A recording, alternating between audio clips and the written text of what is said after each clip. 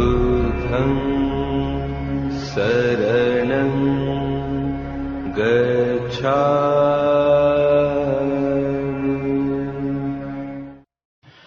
ก็อาญาตขอการครูบาอาจารย์กระผมต่อไปก็ขอกราบนมัสการรัตนะทั้งหลายสามคือพุทธรัตนะธรรมรัตนะและสังฆรัตนะโดยความเคารพและก็กระผมขอกราบนมัสการครูบาอาจารย์ทุกรูปและก็พระเถรานุเถระทุกรูปด้วยและขอทำความสวัสดีกับผู้มีอายุทั้งหลายที่อยู่ณวัดเกาะดอนตาไทยนี้เพื่อจะได้โอกาสในการกล่าวธรรมกล่าววินัยณช่วงเช้าในวันนี้ให้ญาติโยมได้รับฟังธรรมะจากวัดดอนในวันนี้และก็อาตมาก็ขอเจริญพรแก่ญาติโยมทั้งหลายด้วยที่ได้เชิญมาทำบุญณวัดดอนตาไทยเป็นประจำนะแล้วก็ขอให้ญาติโยมนั่งฟังธรรมะตามสบายนะในวันนี้เป็นวันเสาร์ที่12 เดือนธันวาคมพุทธศักราช2557นะ2557พุทธศาสนาเข้ามาอยู่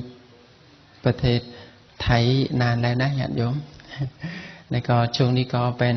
ฤดูหนาวด้วยญาติโยมหนาวไหมหนาวเนาะมาพูดด้วยน้ำมุกไหลมาด้วยนะมันหนาวนะสั้นตัวสั้นพูดผิดและมันเย็นนะเย็นแต่ไม่เป็นไรตัวสั้นแต่อย่าให้อายุสั้นนะตัวสั้นได้ก็เรามีโอกาสทำบุญทำอะไรไปแต่ถ้าอายุสั้นแล้วไม่มีเวลาทำบุญอีกเลยฉะนั้นขอให้ตัวสั้นแต่อย่าให้อายุสั้นนะแล้วก็อีกอย่างนั้นอายุสั้นก็ตามแต่ก่อนจะไปก็ขอให้ทำประโยชน์ให้ได้เยอะจะประโยชน์คือชีวิตที่เรามีอยู่นี้สงสารญาติโยมที่อายุเยอะๆนะฤดูนี้บางครั้งยังไม่ถึงอายุที่ต้องตายเลยตายไปแล้วเพราะมันหนาวเกินญาติโยมอยากจะให้มีอายุยืนไหมอยากจะให้อายุอยากได้ไหมอยากได้แต่อยากได้อายุยืนก็ต้องรู้ให้ทำอย่างไหนให้อายุยืนแล้วก็ทำอย่างไหนเพิ่งจะอายุของเรามันสั้นเพราะเหตุอะไรยาวเพราะเหตุอะไรอยู่ที่นี้มีการทำบุญต่ออายุไหมญาติโยมมีการทำบุญต่ออายุไหมมีนะอยู่ที่บ้านมีนั่นแหละเมื่อกี้ทำที่นี่นะโอเคต่ออายุได้ไหมเนาะโอเควันนี้อยากจะรู้ว่าต่อได้หรือไม่ได้มาฟังเรื่องอายุสั้นด้วยกันทำไมก็มนุษย์เราอายุสั้นเพราะเหตุอะไรอายุเราบางครั้งอยู่ไม่ถึงอายุใครเลยอายุใครประมาณ70 กว่าปีแต่ยังไม่ถึงอายุใครเลยก็ตายก่อนแล้วฉะนั้นเรามารู้ด้วยกันวันนี้อาตมาจะบอกเกี่ยวกับเหตุที่ทำให้อายุสั้นเพราะเหตุอะไรนะก็เอามาจากพระไตรปิฎกเล่มที่36นาที264พูดเรื่องเหตุทำให้อายุสั้นเหตุที่ทำให้อายุสั้นมี5อย่างนะญาติโยมแล้วก็ญาติโยมรอฟังด้วยกันอายุสั้นมีเหตุ5อย่างทำให้อายุของเราสั้นนี้และก็5อย่างนี้มีอะไรบ้างเวลาเราฟังไปเราจะรู้เดี๋ยวนี้อย่าให้เสียเวลาคืออาตมาจะอ่านให้ฟังเลยนะภิกษุทั้งหลายที่บวชในศาสนาของพระสัมมาสัมพุทธเจ้าตามปกติคือยอมได้ฟังธรรมะจากพระสัมมาสัมพุทธเจ้าในขณะนั้นพระสัมมาสัมพุทธเจ้าก็แสดงบอกพระภิกษุทั้งหลาย ดูก่อนภิกษุทั้งหลายให้ที่ทำให้อายุของเรานั่นแหละสั้นคือมี5 อย่างมี5 อย่างคืออะไรบ้างที่นั่งเพราะคนนั้นเนี่ยไม่รู้วิธีทำตัวให้สบายข้อที่หนึ่งข้อที่2คือคนนั้นแหละไม่รู้จักประมาณแห่งการสบายข้อที่3คือไม่รู้จักประมาณแห่งการกินข้อที่4คือเป็นผู้ทุศีลเป็นคนที่ไม่มีศีลไม่ประพฤติพรหมจรรย์ก็เป็นเหตุทำให้อายุสั้นและก็ข้อที่5คือเป็นผู้ที่เที่ยวไปโดยไม่รู้เวลานะมี5 อย่างนะจำหัวข้อได้เหตุที่ทำให้เราอายุสั้นมี5 อย่างที่นั่งเพราะเราไม่รู้จักวิธีทำตัวให้สบายที่2ไม่รู้จักประมาณแห่งการสบายที่3ไม่รู้จักประมาณแห่งการกินที่4ไม่ประพฤติพรหมจรรย์ไม่รักษาศีลมีศีล5เป็นต้นแล้วก็ที่5คือไม่รู้จักเวลาแห่งการท่องเที่ยวแห่งการเดินมี5 อย่างนะเดี๋ยวนี้อาตมาขอพูดจำได้ไหม5 อย่างนี่ที่นั่งนะฮะไม่ยอมจดไม่จำเลยทบทวนใหม่นะว่าตามก็ได้นะให้ทำให้อายุสั้นมี5 อย่างที่หนึ่งไม่รู้วิธีทำตัวให้สบายที่2ไม่รู้จักประมาณในการสบายที่3ไม่รู้จักประมาณแห่งการกินที่4ไม่มีศีลที่5ไม่รู้เวลานี่สั้นๆนะไหมที่หนึ่งไม่รู้วิธีทำตัวให้สบายที่2ไม่รู้จักประมาณในการสบายที่3ไม่รู้จักประมาณแห่งการกินที่4ไม่มีศีลที่5ไม่รู้เวลามี5 ข้อนะจำได้เดี๋ยวนี้อาตมาจะบรรยายให้ญาติโยมได้ฟังข้อที่1ที่ไม่รู้จักประมาณแห่งการสบายไม่รู้วิธีทำตัวให้สบายก็เป็นเหตุทำให้อายุสั้นด้วยเพราะเหตุอะไรญาติโยมเหมือนที่อาตมาเคยพูดบ่อยๆตามปกติเวลาเราในจิตใจของเราตอนไหนที่เราไม่สบายตอนนั้นเราลำบากใจบางคนแต่ละวัน5 แค่แต่ยิ้มครั้งเดียวยิ้มไม่ได้เลยลำบากเศร้าทุกอย่างทุกเรื่องลูกเรื่องหลานเรื่องสามีเรื่องภรรยามีแต่เรื่องลำบากทั้งหมดเลยนายยิ้มไม่ออกเลยดูไปโอ้โห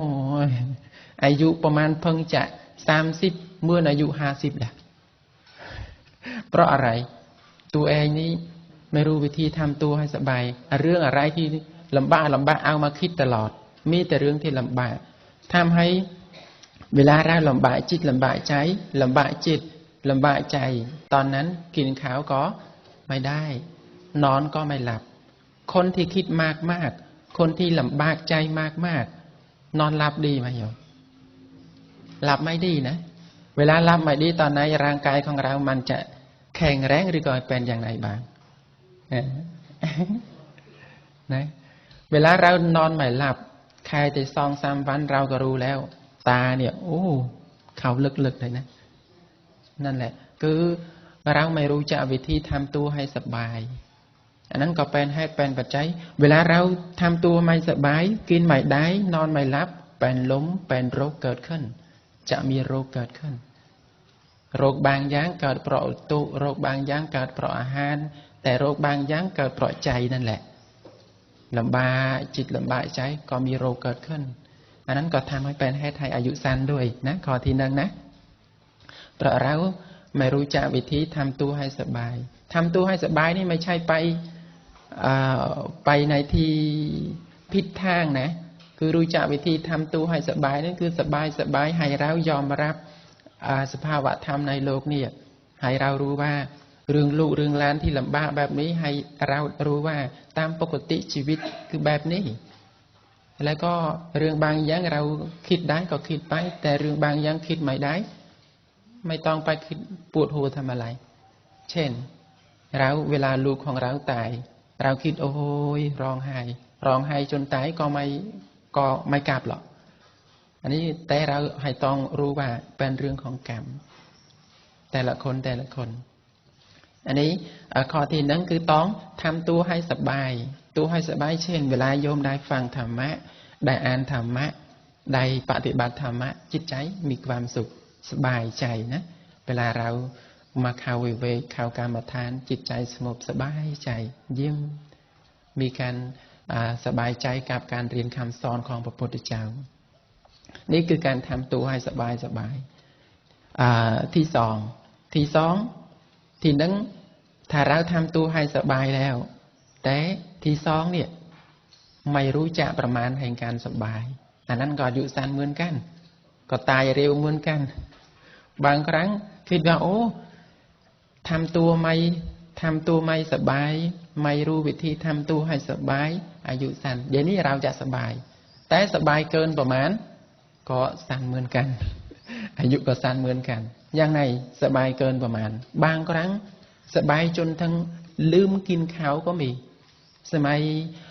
พุทธกาลก็มีมาอยู่แล้วมีผู้หญิงคนหนึ่งเป็นนักลำนักร้องเพลงนะพระอาจารย์นุพรพูดเมื่อคืนเนี่ยที่ร้องเพลงลำเลยก็ไม่กินข้าวตลอดจนถึงตายนั่นแหละแกยงกับการร้องเพลงกับการสบายเป็นนักลำแล้วก็ไม่กินข้าวสุดท้ายตายเพราะลมอันนี้คือไม่รู้จักประมาณแห่งการสบายก็ตายเหมือนกันนะอันนี้ก็มีมาอยู่แล้วสมัยปัจจุบันก็มีได้เจอเพื่อนเจอกันนานเจอกันกลางเดียวโอ้โหกินสุราบ้างอะไรบ้างข้าวไม่กินตลอดจนทั้งกินไปกินมาบางคนก็นอนตรงนั้นบางคนกินแล้วก็ขับรถไปตอนที่ยังไม่เมาสุรารู้ผิดทางถูกทางขับอย่างดีมากรถแต่เวลาเมาสุราปุ๊บตอนนั้นอย่างไรความเร็ว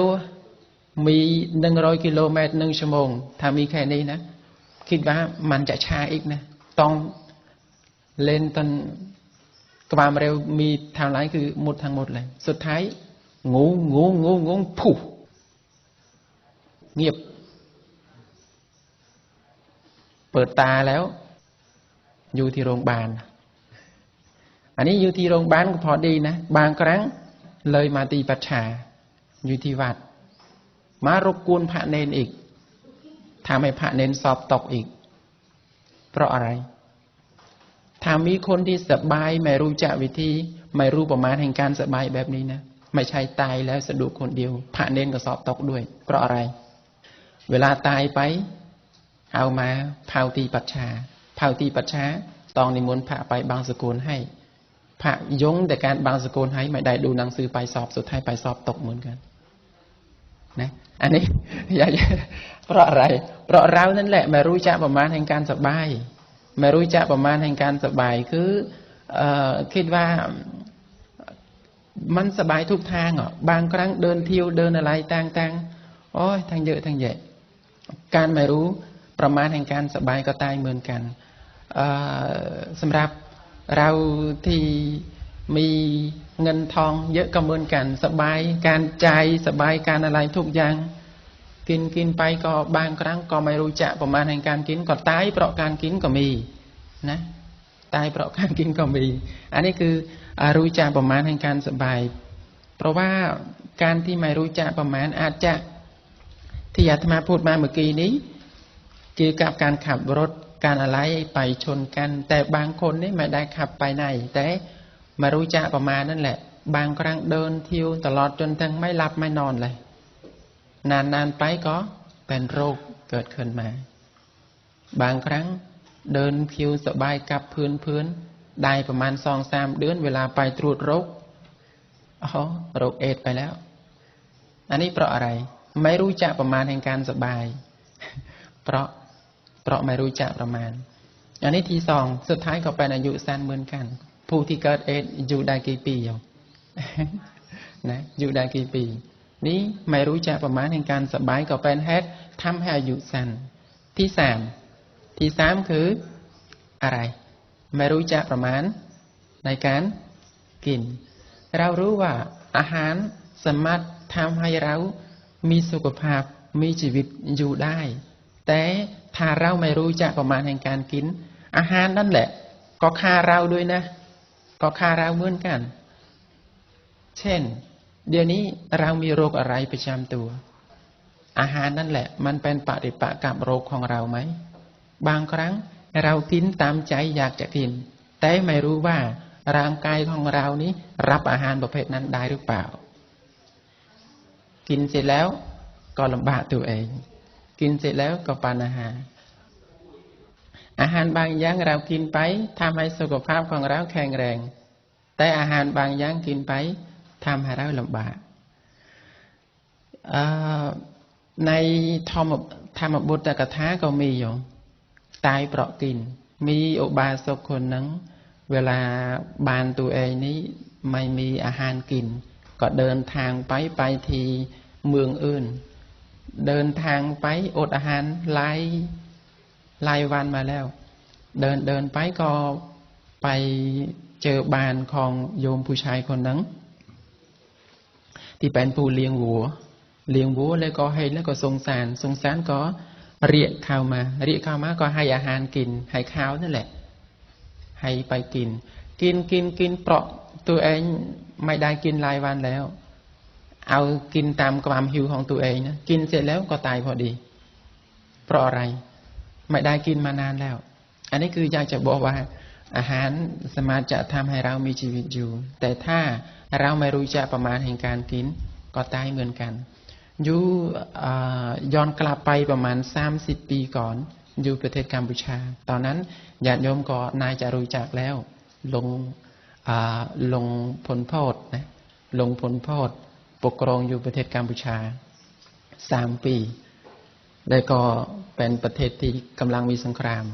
ตอนนั้นข่าวประชาชนทั้งเยอะเลยเกือบจะ4 ล้านคนที่ตายบางคนประชาชนบางคนวิ่งมาตามชายแดนข้ามมาประเทศไทยนั่นแหละข้ามมาแล้วญาติโยมที่เป็นคนไทยเห็นแล้วก็สงสารเพราะว่ามามีแต่หัวใหญ่ๆเนื้อไม่มีอดอาหารกินไม่มีอะไรกินนะญาติโยมไม่มีอะไรกินลำบากมากเลยแล้วก็ญาติโยมที่เป็นคนไทยเห็นแล้วก็สงสารก็ให้อาหารกินเพราะความหิวตัวเองอดมาหลายเดือนแล้วบางคนนี่กินจิงจกบางคนกินจังริดนะญาติโยมตอนนั้นแกมาให้กินนะแล้วมาแล้วก็ได้ข่าวกินเสร็จแล้วได้ประมาณไม่นานเท่าไรก็ตายเยอะเลยตายเพราะกินนั่นแหละเพราะหิวอดมาหลายวันอันนี้คืออยากจะบอกว่าไม่รู้จักประมาณแห่งการกินใครแต่พระภิกษุก็เหมือนกันในสมัยพุทธกาลนี่ก็มีพระรูปนั้นไปบิณฑบาตมาก็ได้ผ่าสะดกนั่นแหละคิดว่าจะทำจีวรให้สวยแล้วก็พระเนนก็ช่วยกันทำตอนนั้นพี่สาวคิดว่าวันนี้น้องชายของเราไม่ได้ไปบิณฑบาตเพราะว่าติดธุระทำจีวรอยู่ฉะนั้นต้องทำอาหารอร่อยเอาไปถวายน้องชายฉันเอาอาหารอย่างพิเศษเลยมาแล้วพระนั้นสบายใจจีวรไม่ก็ได้อาหารก็อร่อยชั้นจนทั้งอาหารมันไม่ย่อยอาหารมันไม่ย่อยเวลาไปนอนทำยังไงก็ไม่รู้แต่ท่านบอกว่าลำบากมากเลยแล้วก็มองดูจีวรตัวเองเนี่ยตรงนี้จะหงจีวรนี่แหละสุดท้ายก็ตายเพราะอาหารนั่นแหละยังไม่ได้ใช้จีวรเลยตายไปไม่ได้ไปไหนไปเป็นเล่นที่อยู่ในจีวรนั่นอีกนะญาติโยมก็เคยฟังมาแล้วอันนี้อาตมาอยากจะบอกว่าการที่เราไม่ได้รู้จักประมาณแห่งการกินก็ทำให้เรามีปัญหาอันนี้เกี่ยวกับการมันให้พ้นเร็วๆแต่ถ้าการที่เราชันทุกวันนี่อาหารบางอย่าง เป็นเหตุเป็นปัจจัยทำให้มีโรคมะเร็งเกิดขึ้นเป็นเหตุเป็นปัจจัยทำให้โรคกระเพาะเกิดขึ้นถ้าเราไม่รู้จักวิธีแห่งการกินอายุก็สั้นมอคิวมอนาบ่แล้วบ่อีกถ้าอยากให้อายุยาวต้องรู้จักวิธีกินนะกินอย่างไรทำอย่างไรก็มีบ่แล้วนะนั่นแหละถ้าเรากินตามใจอยากจะกินอายุของเราจะสั้นอายุของเราจะสั้นเพราะไม่รู้จักประมาณแห่งการกินอันนี้การกินนี่คือสำหรับอาหารบิณฑบาตการใช้ซ้อยก็เหมือนกันนี่การกินการใช้รวมทางการใช้ซอยด้วยนะการใช้ซอยอย่างไรการที่เราใช้ซอยสิ่งของก็เหมือนกันเรามารู้จักวิธีประมาณในการใช้ซอยบางครั้งเพราะการใช้ซอยของเรานั่นแหละมันไม่ถูกต้องไม่รู้จักวิธีเราก็สามารถจะตายเพราะการใช้ซอยของเราด้วยตายอย่างไรญาติโยมเมื่อเราใช้ซอยรถของเรามอเตอร์ไซค์ของเราได้รถมาใหม่ๆวุบงูแบบอยากจะอวดเพื่อนหรอพิเศษผู้ที่อายุเป็นวัยรุ่นนะได้โยมไม่เพิ่งจะให้มอเตอร์ไซค์มาเครื่องหนึ่งใหม่โอ้โหงูผู้ตายอันนั้นเพราะอะไรเพราะไม่รู้จักประมาณแห่งการใช้ซอยแบบนั้นหรอกนะบางครั้งโทรศัพท์อุปกรณ์อิเล็กทรอนิกส์ต่างๆเอามาไม่รู้จักประมาณในการใช้ซอยจุปุนบังเกิดมาทำให้เราใช้งานแต่เราเอามานั่นแหละใช้ผิดเรื่องใช้ไม่ถูกเรื่องเอาไปติดต่อเรื่องอะไรต่างๆสุดท้ายเคยติดคุกเพราะเรื่องโทรศัพท์นั้นก็มีด้วยนะ เพราะอะไรเพราะเราเอามาใช้ผิดทางอันนี้ไม่รู้วิธีไม่รู้จักประมาณแห่งการใช้ซอยแบบนั่นแหละทุกอย่างในโลกนี้เกิดมาแล้วสำหรับบำเรอเราให้สะดวกแต่เราไม่รู้จักวิธีแห่งการใช้ซอยอันนั้นก็เป็นโทษแก่เราด้วยไม่ต้องพูดอะไรเยอะโยมใครได้เทียนที่เราจุดบูชาพระพุทธเจ้าเนี่ยเราจุดเทียนทุกวันสำหรับดูหนังสือนั่นแหละการใช้ซอยเครื่องทั้งหมดนั้นเนี่ยถ้าเราไม่รู้จักวิธีแห่งการใช้เราก็ได้รับโทษนะเทียนสามารถจุดดูหนังสือได้แต่ถ้าเราไม่รู้จักวิธีใช้เราจุดเทียนไว้เราอยู่ในบ้านของเราทำมาจะไหมถ้าเราไม่ระวังเทียนนั่นแหละก็สามารถไปจุดบ้านของเราทำให้บ้านของเราไหมด้วยนะก็สามารถฆ่าเราได้ด้วยก็สามารถฆ่าเราได้ด้วยอยู่กัมพูชามีญาติโยมที่ฤดูหนาวเนี่ยอยู่กับอะไรต้นข้าวเนี่ยที่เนี่ยเอามาวางตรงนี้โยมเรียกว่าอะไรนะฟางนะนั่นแหละญาติโยมชอบไปนอนว่ามันอุ่นดีไปนอนแล้วก็ไม่มีหลอดไฟด้วยเอาจะเกียงนี่ทำมาจะเกียงโอเคตะเกียงนะเอาตะเกียงไปจุดตรงนั้นด้วยไปจุดในที่นอนตัวเองนั่นแหละจุดแล้วตอนที่ตัวเองยังไม่รับก็ยังคุยกับลูกกับหลานอยู่แต่ตัวเองรับปั๊บตะเกียงก็อยู่ตรงนั้นนอนไปนอนมาคลิปไปคลิปมาปุ๊บฉุดเกือบจะตายนะถ้าวิ่งออกไม่ทันไปไหนตายเพราะอะไรตะเกียงมันสามารถจะช่วยให้เราดูอะไรทุกอย่างได้แต่ถ้าเราไม่ระวังเราไม่รู้วิธีในการใช้ซอยเราก็ตายเพราะตะเกียงนั่นแหละนะมีทั้งเยอะทั้งแยะญาติโยมเอาไปกระยายความหมายเองนะเรื่องราวในชีวิตอันนี้ถ้ามายกอุปมานิดๆหน่อยๆให้โยมได้รู้ว่าเครื่องใช้ซอยทุกอย่างสามารถจะทำให้ชีวิตของเรามันสะดวกก็ตามถ้าเราใช้ได้ถูกวิธีแต่ถ้าเราใช้ซอยโดยไม่รู้จักวิธีในการใช้ซอย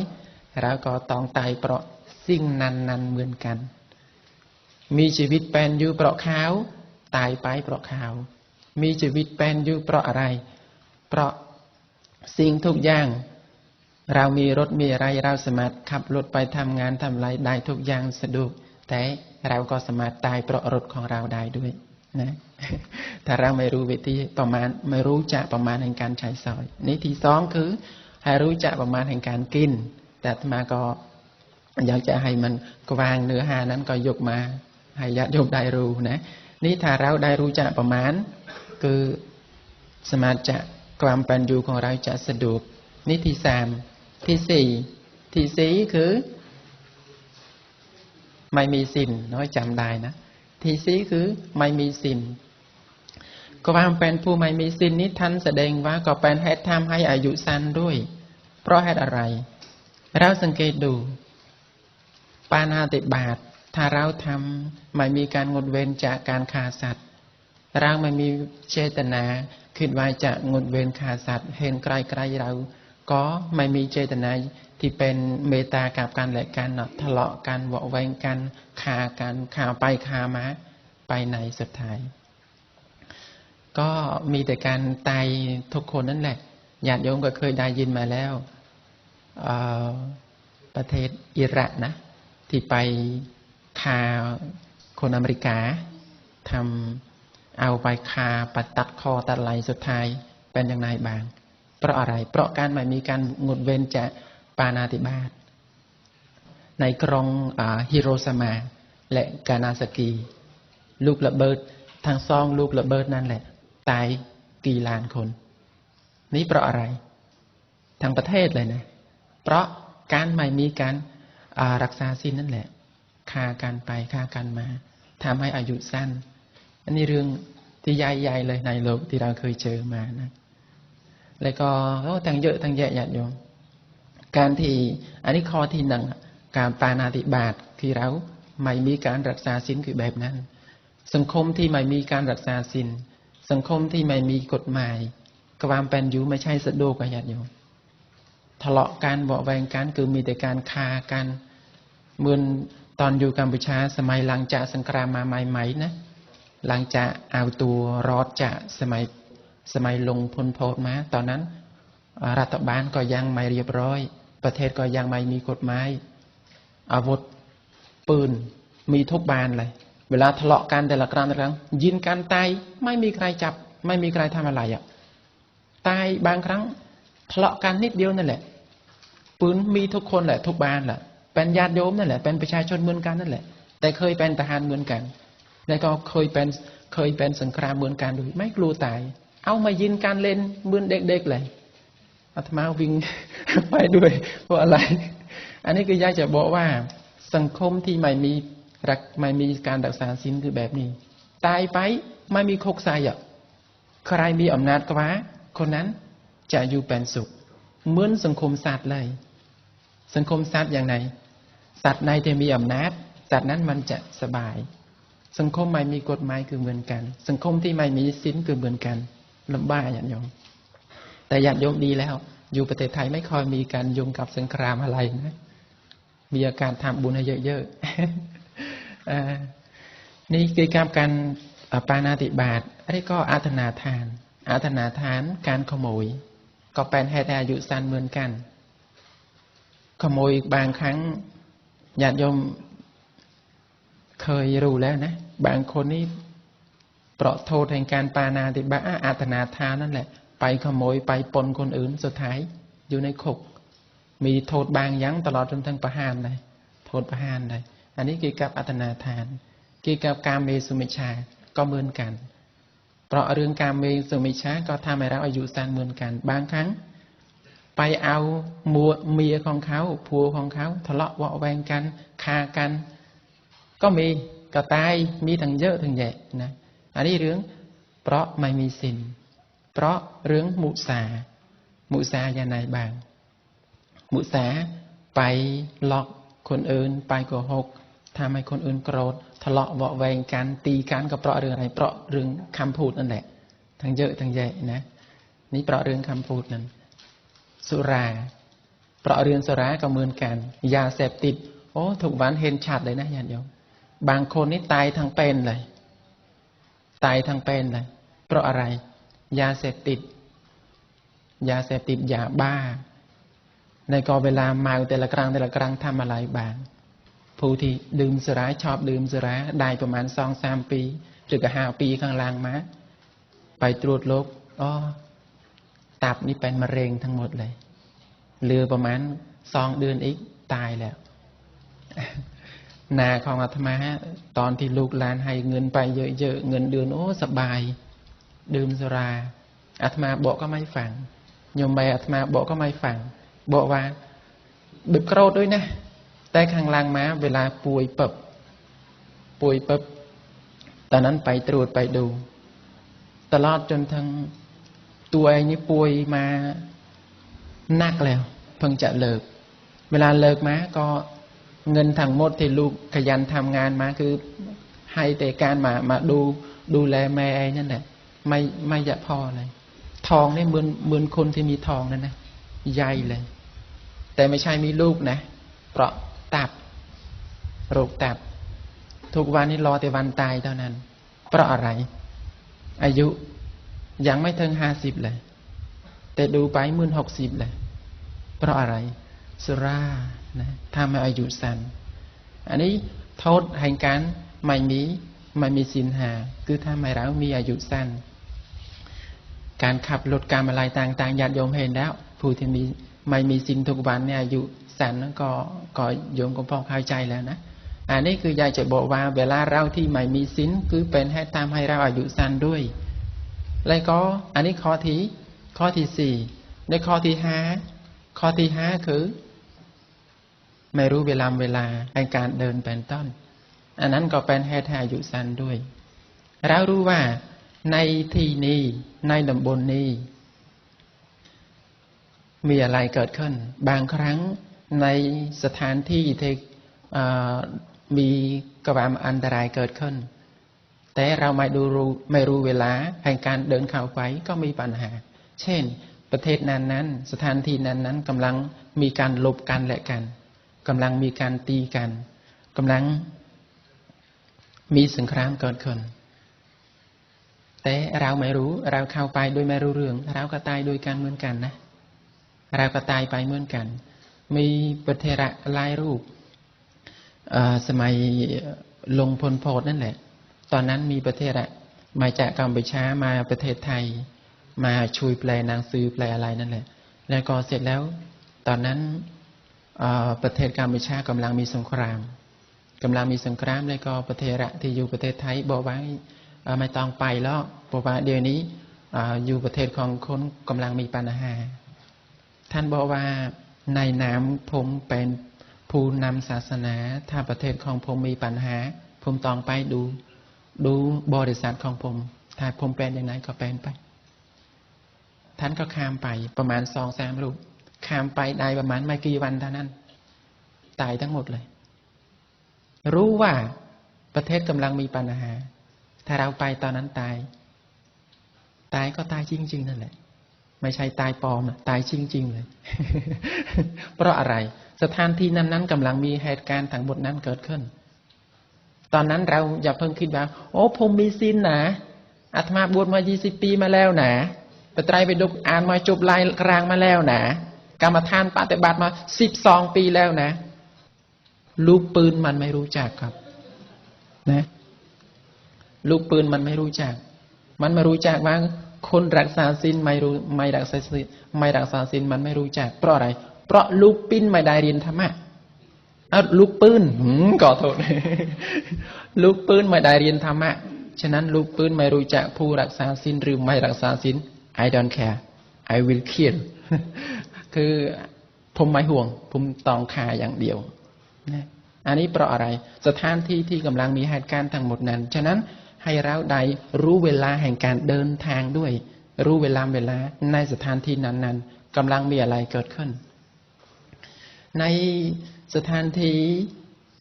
การรู้เวลาก็เป็นให้เป็นปัจจัยสำหรับให้รักษาชีวิตของเราอยู่ได้ด้วยบางครั้งแค่แต่การเผยแผ่ธรรมะเฉยๆนั่นแหละเราไม่ได้ไปทำอะไรแต่เพราะเราไม่รู้เวลาแห่งการเผยแผ่ก็ตายเหมือนกันหลวงพ่อรูปนึงอยู่กัมพูชาเป็นอาจารย์สอนวิปัสสนาดังทั่วประเทศเลยแต่ท่านพูดไปโดนกับผู้รับผู้ใหญ่เยอะเกี่ยวกับเรื่องพูดเรื่องวินัยเรื่องอะไรนั่นแหละลงจะธรรมะใดยังไม่ได้ขึ้นรถเลยยืนติ่งเลยตายในท่ามกลางเมืองเลยนะเป็นเทระด้วยนะอยู่กัมพูชามีมาอยู่แล้วอันนี้เพราะอะไรเพราะเราไม่ได้รู้เวลาการพูดธรรมะอะไรนั่นแหละแต่เพราะเราไม่รู้เวลาก็ตายเหมือนกันแต่คิดว่าทีนี้อาจจะไม่เป็นไรนะ พูดได้ คิดว่าจะไม่เป็นไรนะ คืออยากลำบากญาติโยมเหมือนที่อาตมาได้ยินพันเตวิวท่านพูดนั่นแหละอยู่ประเทศลาวเดินทุดงอยู่ในป่าไม่ได้นะเดินทุดงอยู่ในป่าไปนางอยู่ในป่าเงียบๆนั้นโดนยินแน่เลยฉะนั้นถ้าเราไปทุดงอย่าไปตรงนั้นถ้าไปตรงนั้นทุดงไม่ไหวหรอกนะไม่ไหวเพราะอะไรเวลานั้นไม่ใช่เป็นเวลาสำหรับการทำทุดงในที่นั้นถ้าอยากทำทุดงมาวัดดอนก่อนก็ได้นะอันนี้คือกับเวลานะที่อันนี้โดยย่อๆนะโยมบอกวันนี้ก็รีบจะไปสอบด้วยคืออยากจะบอกให้โยมได้รู้ว่าข้อต่างหาเนี่ยเป็นเหตุทำให้เรามีอายุสั้นที่หนึ่งคือเราไม่รู้จักวิธีแห่งการทำตัวให้สบายที่สองไม่รู้จักประมาณแห่งการสบาย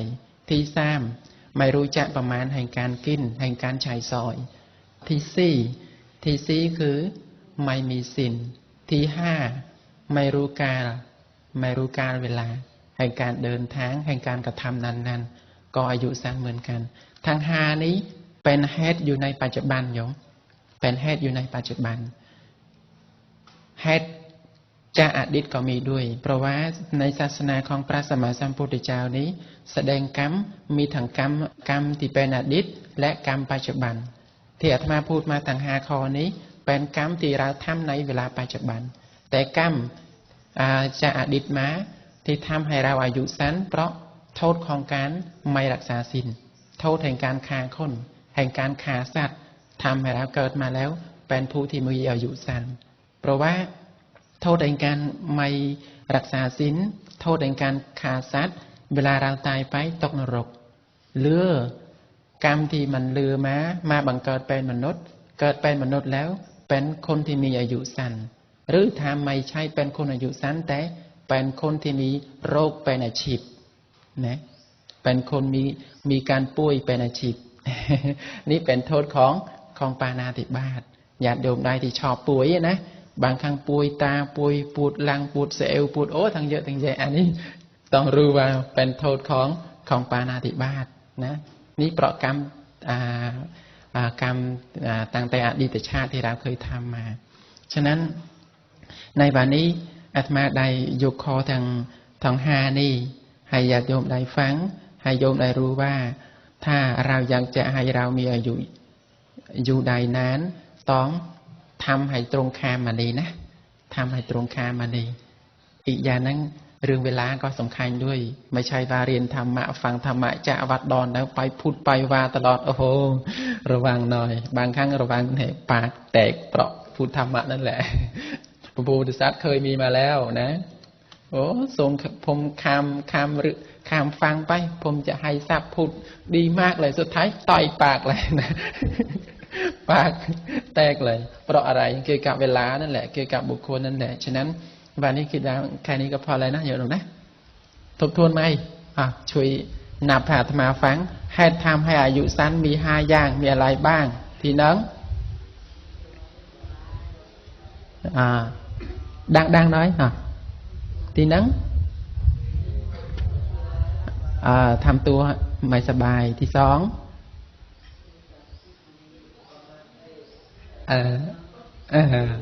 ไม่รู้จักนั่นแหละไม่รู้จักประมาณในการสบายที่สามนะโอเคไม่รู้จักประมาณในการกินนะที่สี่ไม่มีศีลที่ห้าไม่รู้จักเวลานะจำได้นะไม่รู้จักประมาณในการกินรู้เลยนะเวลารู้เสร็จแล้วตอนตักอาหารอย่าแย่งกันนะ ถ้าแย่งกันไม่รู้จักประมาณแหละโอเคนะธรรมะในวันนี้ก็พอสมควรแก่เวลาแล้วก็มาจะจุติการแสดงธรรมะก่อนจะจุติการแสดงธรรมะนี้ก็ขอให้ญาติโยมทั้งหลายได้รับบุญกุศลจากที่อาตมาได้แสดงธรรมะในวันนี้อาตมาขอแบ่งส่วนบุญให้ได้ทุกรูปทุกคนที่ได้ฟังธรรมะในวันนี้และก็สุดท้ายขอให้เพราะอำนาจบุญที่เกิดจากการแสดงธรรมะและการฟังธรรมะในวันนี้ขอให้ได้เป็นให้เป็นปัจจัย ได้เป็นผู้ที่พ้นออกจากทุกข์โดยการขออนุโมทนา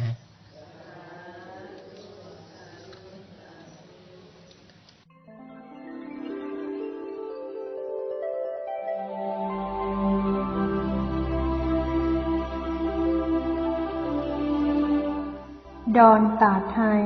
ใต้ร่มพระโพธิ์ศรีธรรมะดีปลูกประดับรับคำสอนประดิษฐานสรรสร้างอย่างถาวรเจดีย์ดอนตาไทยฝักใฝ่ธรรม